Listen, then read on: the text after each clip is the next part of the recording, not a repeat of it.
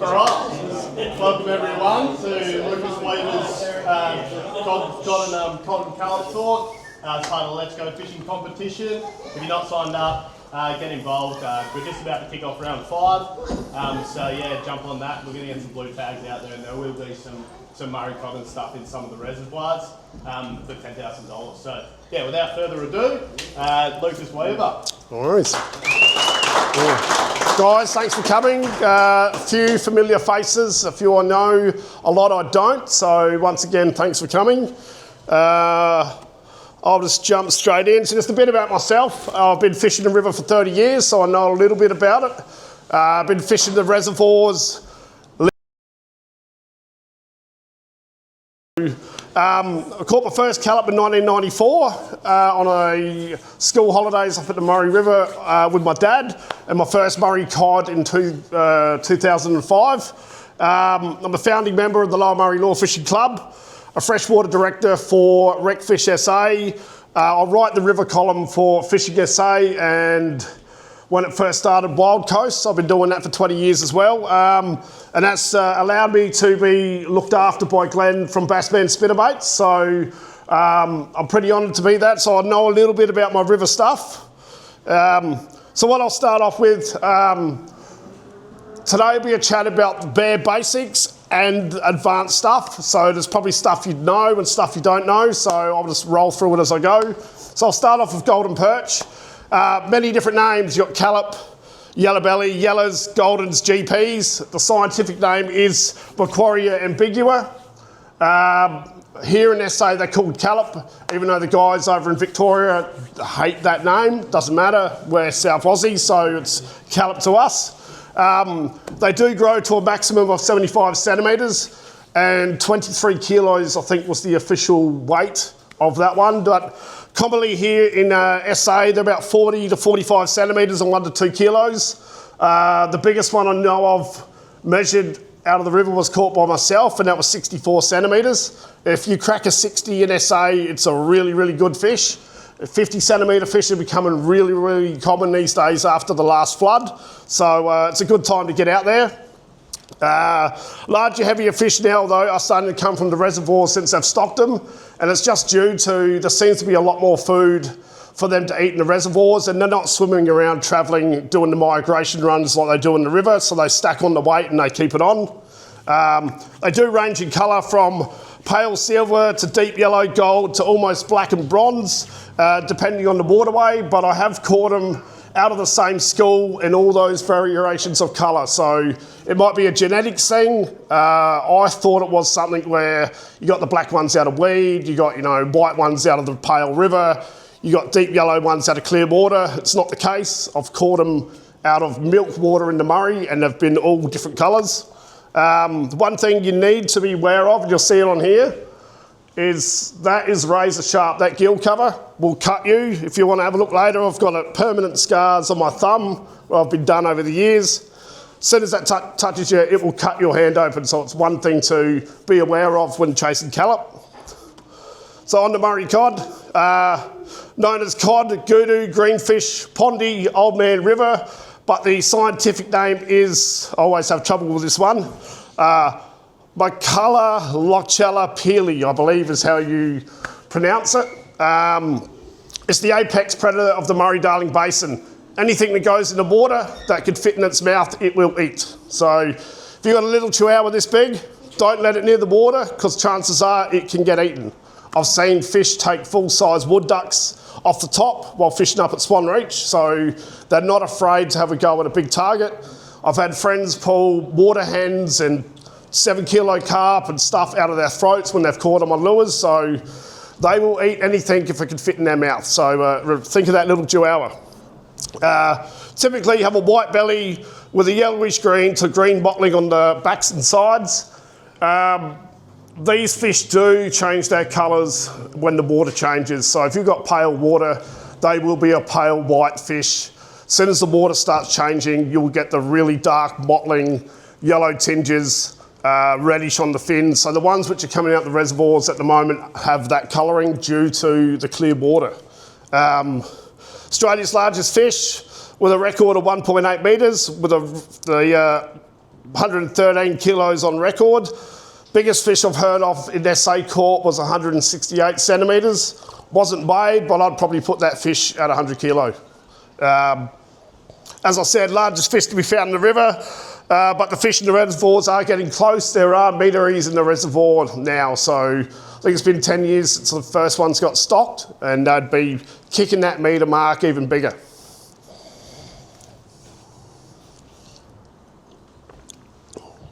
So waterways to fish, obviously the Murray River, but have been introduced to the South Parra Reservoir, the Warren, Aruna Dam, Waiponga Reservoir, Bundalir Reservoir and Happy Valley Reservoir. Happy Valley is a hit or miss now. It was a champagne fishery when those cod first got released. I have heard quite a few people saying that it's very hard now. My opinion on that is that these cod are now proper Murray cod. You've got to work for them like you do in any other waterway. Whereas when they first released them, you could have gone there and thrown a Coke bottle and caught those fish. They were just eating anything. They were used to eating pellets from the hatchery, and now they're a normal cod. You can stop me at any time to ask me any questions too, guys. Just raise your hand if you got a question. So I'll move into the next one. So finding fish. Believe it or not, cod are a social fish.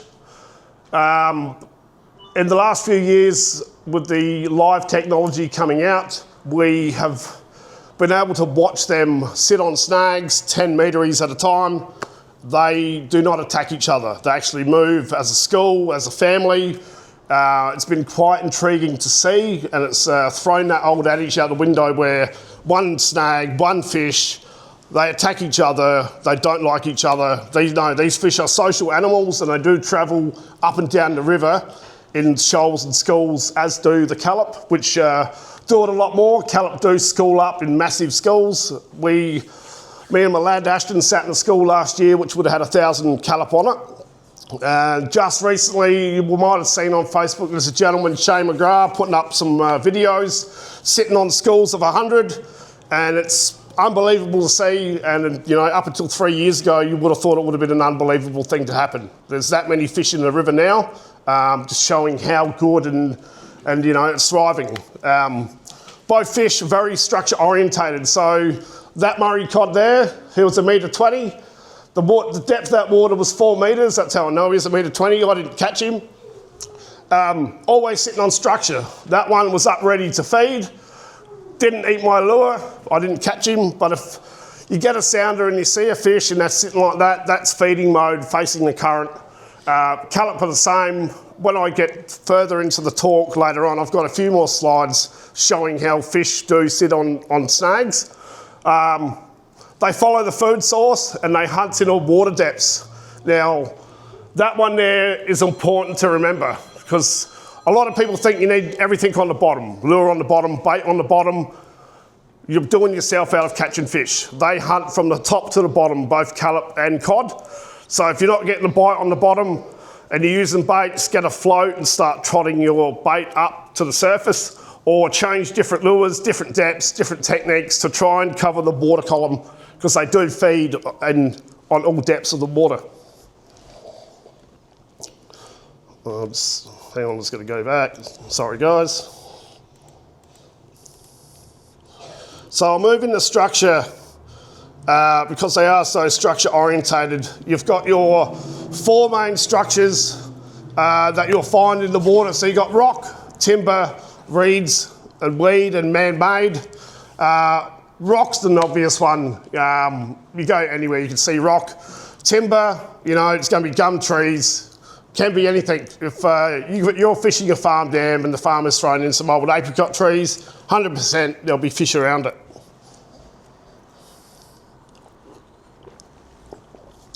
Reeds and weed and man-made.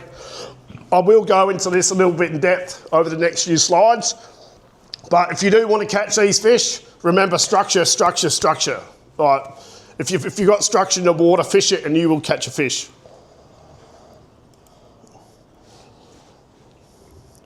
So I'll move straight into rock. So rock, as you can see there's my lad's big head. We're fishing a rocky point. I think this one was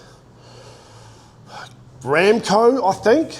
And see where you've got the rock pointing out off the cliff. They're key feeding points on the rock. As like I've got up the top, the rocky points break the flow, providing areas to ambush food. Crevices and caves provide the shelter. Holds bait, yabby, shrimp, bony brim. And if it looks fishy, like I said, it will hold both cod and callop. We ended up catching a couple of callop off this spot in quick succession once we got the first one.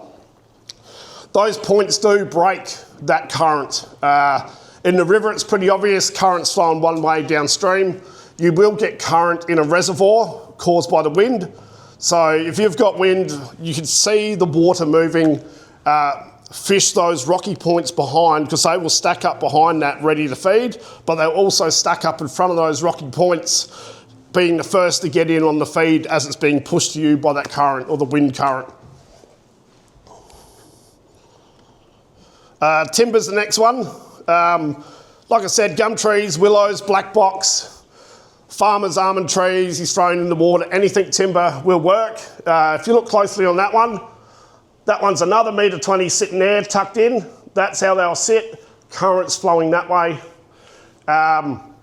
2 callop up near the base of the other root ball sitting further up, and another cod down the bottom there on the bottom. Right, once again, structure orientated. You find that structure, there will be fish there. Even if you've got a sounder and you can't see them, they will be there and they'll materialise out of nowhere. Just keep fishing. If that structure doesn't produce in 10 to 15 minutes, move on. Find a... You're right. Is it what's under this snag here? Yep. Now that to me looks like another cod. That one there? Yeah. Quite possibly, yes. Okay. Yep, 100%. And if you even went further, that one could be sitting one there of the back, just out of that beam a little more. Yeah. Like I was saying before, they do sit. If you find one snag where there's one fish, there's probably 4 or 5 other fish sitting with him. They don't sit alone, that we seem to be finding out over the last few years. So reeds and weed, you'll find a lot of this in the reservoirs because there's a lot more light penetration due to clearer water. The reservoirs do have cleaner weed beds. As it says up there, holds food such as yabby, shrimp, baitfish, and aquatic insects. Thick cover is also good for them to retreat from the sun. During summer, callop in particular do not like harsh sunlight. They'll find shade, so if you can find cover that has shade, they'll be in there sitting from the top to the bottom, really, really tight in the cover. Weed is a little bit difficult to fish, but you can fish it fishing a weedless jig head or something like that, or bringing your spinnerbait in across the top, and you can draw them out of that. So man-made, it's quite obvious. I live in Murray Bridge myself, so all this man-made structure was taken when I went for a bit of a trip just to get some photos. Murray Bridge, it's been in the river for over 100 years now. So that snag's been there. That's how you got to think of it. That snag has been in the river for 100 years. That is going to hold fish. Pontoons, wharves, pipes, pump floats, old boats. If it's in the water, it will attract native fish. And as I said, the longer it's been in the water, the more likely it's going to have resident fish. I have seen fish to about 1.30 m on the train bridge here and the old road bridge swimming around. Does hold callop. Some of my favourite areas to fish on the river below Manham are farmers' pumps that are floating with a 4 litre float, and the pump and the foot valves in the water. They hold multiple callop. So it can be, if you're a bait fisher, you can just putt up, put your bait down 2 metres below the surface, you'll catch them callop. If you're a lure fisherman, fish them, keep fishing them. If you don't get them, move on until you start getting them.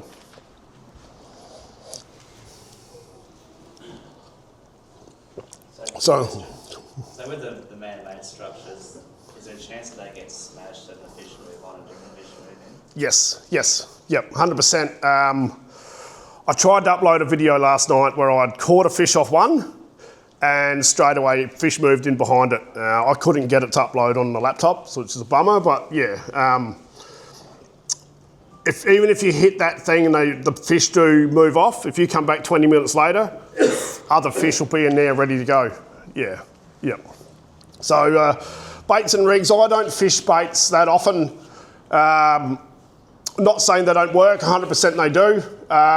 So, you know, baits, like I've already covered, shrimps, yabbies, worms, grubs, cheese, chicken fillets, sausages, pieces of chop, I've heard it all, they've all worked over the years. Tiger worms and shrimp seem to be the mainstay for the river. Gents is another good one as well. And there's just, I've put up a couple of different rigs you can use on there, the paternoster, running trace or running down to a hook. I would chuck in an unweighted hook on there too. Now that we can fish braided line, you'll be surprised at how far you can cast a shrimp on 10-pound braided line and get a good 20-metre cast. And unfortunately I didn't have enough room to draw a float rig, which is highly effective on natives, because you can find what depth they're sitting at on the day by lowering your bait on a running rig with a bead rigged up above the top. So it's a fantastic method, but it's not something I spend a lot of time with because I'm 99% a one-eyed lure fisherman. So I'll move into lures. You guys might have seen when you walked in, I did bring some lures you can have a look at later. Both Murray Cod and Callop are really good targets for lures. Oh, hang on, someone mustn't have got the memo I was talking today. Because they're so aggressive and they eat live food all the time, lures are a really good thing to use. And like I said, 99% of my fishing is lures. I believe you can catch more fish and bigger fish once you figure out how to fish the lures than you can with bait. It's just as simple that you can move on. You can fish an area and keep moving till you find a school, and you can sit on a school or a pot of cod until you start to catch them. So primarily you got your 4 lots of lures, your deep divers, your spinnerbaits, your soft plastics, your vibes and your lipless cranks. So your hard bodies, determined by basically having a bib at the front of a lure, a piece of water plastic, which when you're retrieving helps it dive down to the depth. These are ideal for casting, trolling, and great to fish through heavy structure because you can run that, like think of my hand as a gum tree. You can pretty much run your lure through, hit that, let it float, retrieve, hit that, let it float. You can walk that lure through the whole pinnacle of the gum tree without getting it snagged once you get used to it, and do it again and again. So really, really good for heavy structure. If they didn't have hard bodies, there'd be no trolling really for the Murray. Ideal for trolling. So spinnerbaits, this is my lad Ashton's favourite lure. Good for casting, jigging. It's a good search bait where if you want to cover a lot of water quickly, you can put a cast into the nooks and crannies and you could cover kilometres of water until you find a feeding patch of fish. And they're really probably 80% snag proof, so they're a good search bait and they can fish all depths from the top to the bottom with their sinking nature. Just stop me if any of you guys got any questions on how I fish lures as I go. Spinnerbaits ideally, as soon as they hit the water, click your bail arm or your lure into gear and that lure's working straight away. It's one of the biggest clues to have on a spinnerbait. As soon as that lure hits the water, it's fishing for you. So you can let that sink on a tight line and get fish while that's helicoptering down. You can work them back on a tea bag or a straight retrieve. Best thing to do though when you are letting it sink from the top to the bottom is count it down until you get a hit. And counting down allows you to the next cast, you can count it down to the same depth and you will find what depth those fish are sitting at and you can fish that depth all day. So you can jig them as well? You can jig them as well, yep. Straight up and down, you'll feel them go through the line and the fish still eat them. Soft plastics, this one's only new to me in the last 3 years fishing the river.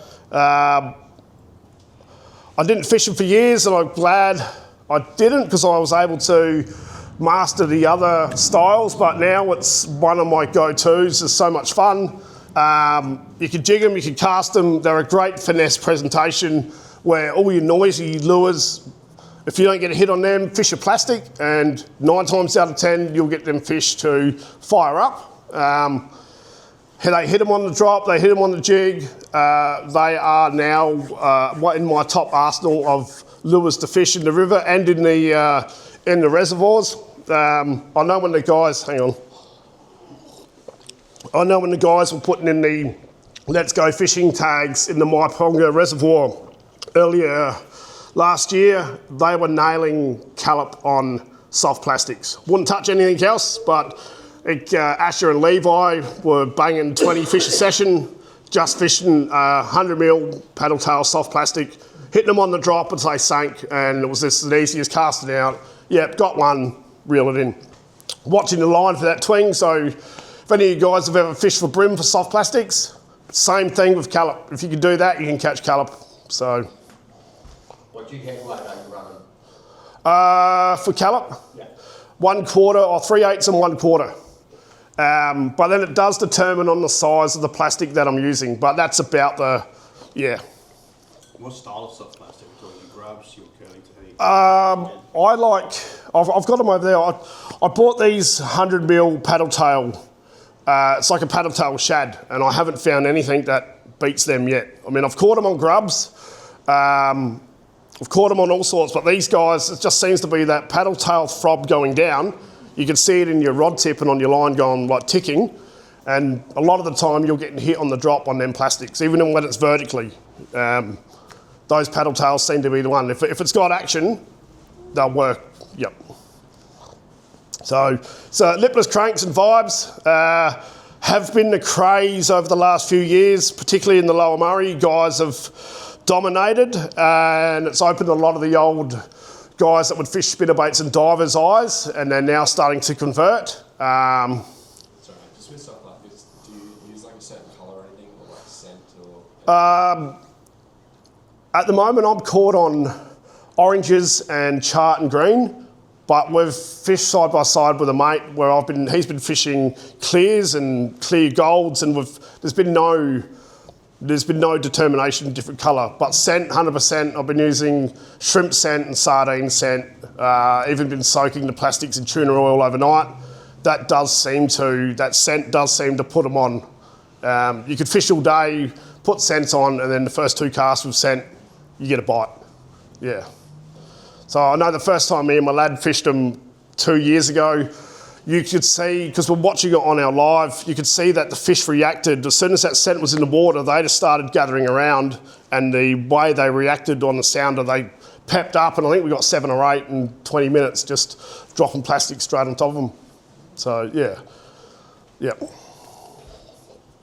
Lipless cranks can be jigged vertically, can be cast, can be worked in tight areas. You could get right in top of a gumtree snag or in the thick of the willows where you wouldn't fish, put one of these down, catch fish.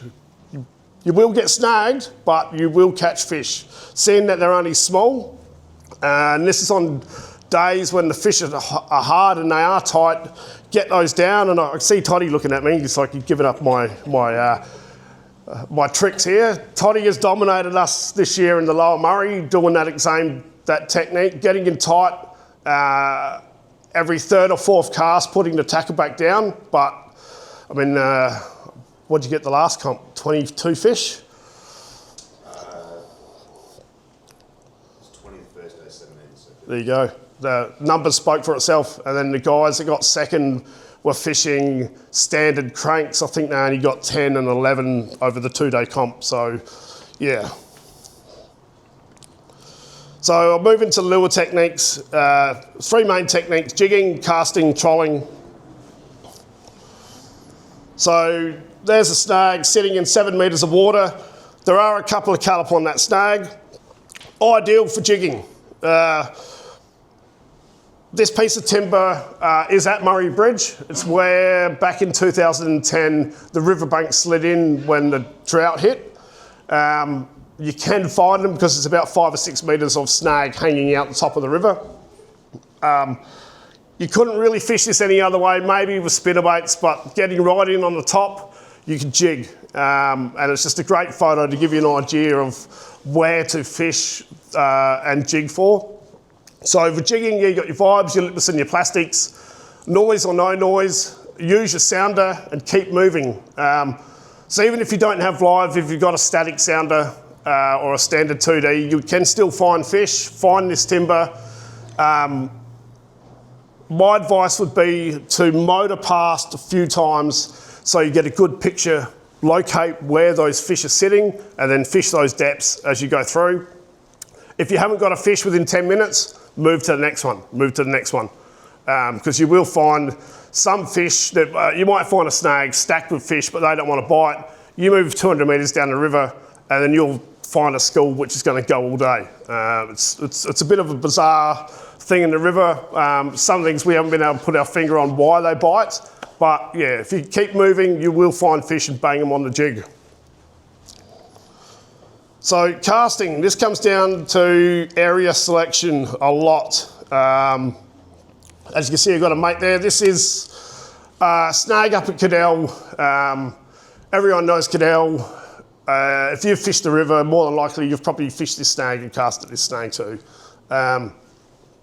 It's a perfect casting snag. It's got the whole tree, the root ball to the tips in the river. Lure selection, I'd be casting spinnerbaits and hard bodies because you can walk it all the way through. To the tips, I'd probably cast a soft plastic. 20 casts maximum at a snag. If you're just going through doing a section of river or a section on the reservoir, 20 casts is all you're going to need to know if it's a hungry fish or a fish that's going to eat until you move to the next snag. There's no point flogging a snag for 2 hours, even if you get a hit. If you don't get a fish within 20 casts, move. It's that easy. So I'll watt retrieve, stop, start, retrieve on a hard body so you can work it up over the timber. Spinnerbait would be fluttering it down the front of the snag, the side of the snag, and then just a slow roll back. So yeah.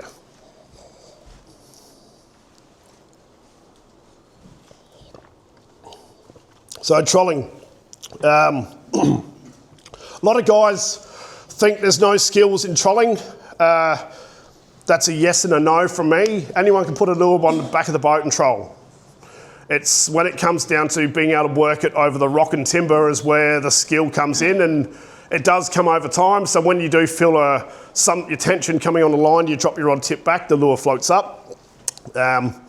As you can see, there's another metery sitting on this that I was able to take while I was trolling along. You can see on the side scan on the side is the rest of the snag, and there's a couple of callop out here on the other side scan.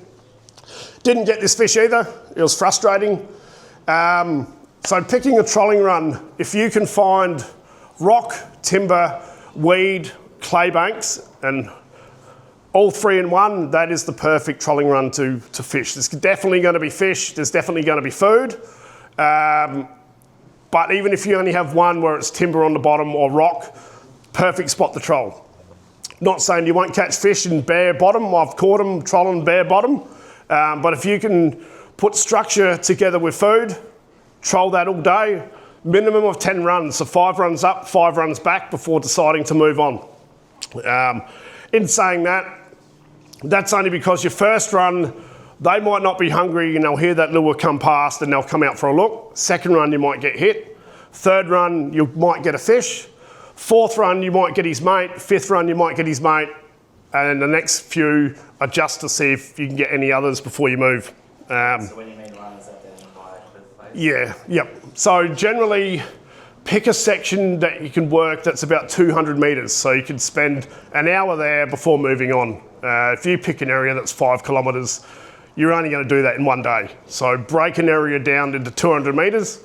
Even if you pick a section that's 1 kilometre, break that down into 5 200 metre trolling runs and work it until you get fish. Lure selection, this is where it will come into, I'll grab a couple. It's hard body territory only. So going for cod, you'd have on a 190 or something like that for a big fella.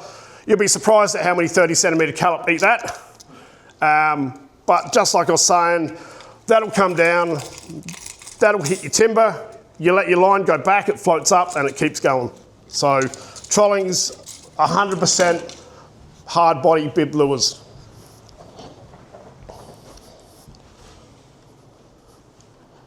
Oops. All right, so here's AI is a wonderful thing. All right, I actually drew this as a stick figure on a piece of paper, and I took a photo and I did some prompts. So essentially, this is how Murray cod sit on a snag when they're together. Gone are the days, like I said, where one snag, you thought one snag had one fish. No, they sit together in families. So trolling across this, you might pick up this first fish. You come back, you pick up his mate. You do 2 or 3 more trolling runs. If others are going to sulk, you do your 10th run, you might pick up the last one on the bottom and think, I've just had a wonderful afternoon. I've got 3 metre cod. Can't get any better.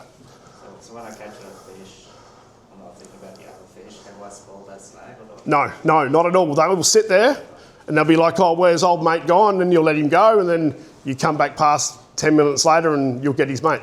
Yeah. Yep.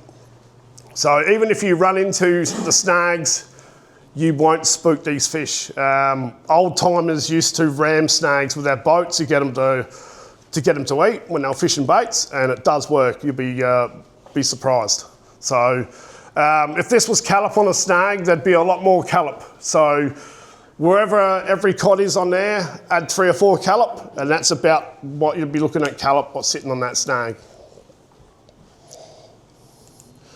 Now, if you're casting, again, AI is a wonderful thing. This is where the cod will be sitting on a snag, sitting on the side of the river at any given time. So you'd come along. Ideally, if anyone's trout fished, you always stalk them from behind because they're facing the current forward. Coming from behind the current, you'd put your first snags in primarily at the front of the snag, in the back, and then they're always sitting on their tips. Very rarely will you have cod sitting in here where everyone thinks they're sitting. They're always out, sitting on those tips, waiting for food to come along. So, and this is where it's important to, if you are casting like this, is to 20 casts maximum. Because if there's no fish on that snag, you've just wasted an hour trying to get fish that aren't there. You just keep rolling along. Does that change if there's an eddy circling around, or is that always going to be? Yes, yeah. So if there's an eddy and the current's coming back in this way, you will find fish pointing that way. They're always going to point into the current. So I had a mate fish with me 2 months ago up at Qualco, and there's a spot there where it's that sharp of a bend, the current does go backwards. And I proved it to him that day, and then he was blown away. Because the way this fish was sitting, it was sitting reversed, and he goes, you'll never get it. And I was like, no, cast here, bang, we got him. So, yeah. So just essential gear. Oh, before I go, has anyone got any questions on the lure fishing and that? Or if you do, you can come and see me later if you're a little bit shy to ask now. So, all right, so essential gear for these guys. We do want to look after these fish. They are a treasure for us to keep catching. So a knotless rubber landing net is essential. If you've got the old snapper net that's made with knots, throw it away. Invest in a good net. It'll last you a lifetime, and it will do the fish wonders if you're catching and releasing. As you can see, the big Enviro net can fit in some big fish. I think that was about a 120. When you have to lift a fish in the water, it does support their weight when you've got 2 blokes to get a lure out. Pair of gloves as well for Murray cod. They do have teeth which are akin to Velcro to human skin. If you get a Murray cod on your hand, it will rip your skin off. It doesn't cut, it rips, it grips, and it will tear your flesh. A pair of long-nosed pliers to get the hooks out. Bolt or side cutters for deep hook fish. Don't muck around trying to get a hook out of a deep hook fish. Cut the hook with the bolt cutters, it will rust out. And a towel, believe it or not. So on a hot day, get the towel wet, keep the fish wet, keep that slime protection on them at all times. That's probably the most of essential gear. If you do get a massive one, like I'm talking a 150 or something, probably better to jump in the water, but you're still going to need all this gear to get them to land them. So just fishing for the future. Murray cod are a total catch and release here in SA. closed season on the river from August the 1st to December 31st. You can fish for them anytime during the reservoirs, but it still is catch and release. Golden perch have a bag limit of 5 per day in the Murray River and a bag limit of 2 per day in the reservoirs with a minimum of 33 centimetres per fish. Only take what you need for a feed or two, and catch and release, particularly in the reservoirs. All right, so that's almost it for me, guys. So I know this this next round of blue tags which are going out is going to be a cross-board species. There's still $10,000, $5,000, $2,000 to be won. So if you haven't registered for the Let's Go Fishing, please do. Asher might be able to fill us in on a little bit more of what's going to happen, but I think he did say to me before, Happy Valley have got cod ready to go for the blue tags. So if you could crack one of them before me, I'd be impressed, because I still haven't caught one out there, believe it or not. So I'd like to thank you guys for coming. If you've got any questions, yeah, throw them away, throw them at me. How long a leader are you running for cod? Depends how long I've been fishing for. I'll start off at 1.5 metres and I'll change it when I get to a foot. I don't change it. Yeah, I'm only using that leader for tying knots to the lure. I don't use it as a shock absorber or anything. So if I could get away with fishing straight through braid, I would, but I've had cod rub me off on that teeth on braid, yeah. And what pound? 60 to 80, yep. And do you callop? Callop anywhere from 8 up to 20 pound, depending on what I'm fishing. If I'm fishing plastics or small vibes, it'll be 8. If I'm fishing hard bodies and spinnerbaits and heavy timber, it'll be 20 pound, yeah. Is that like mono, sorry? Or? Yeah, 20 pound mono, yep. I don't get fooled into thinking fluorocarbon's better. There's no difference in fluorocarbon and modern mono when it comes to having a leader. There's nothing at all. It's just the price and yeah, yep. That's it. So cheers guys, thank you. Always, thank you so much.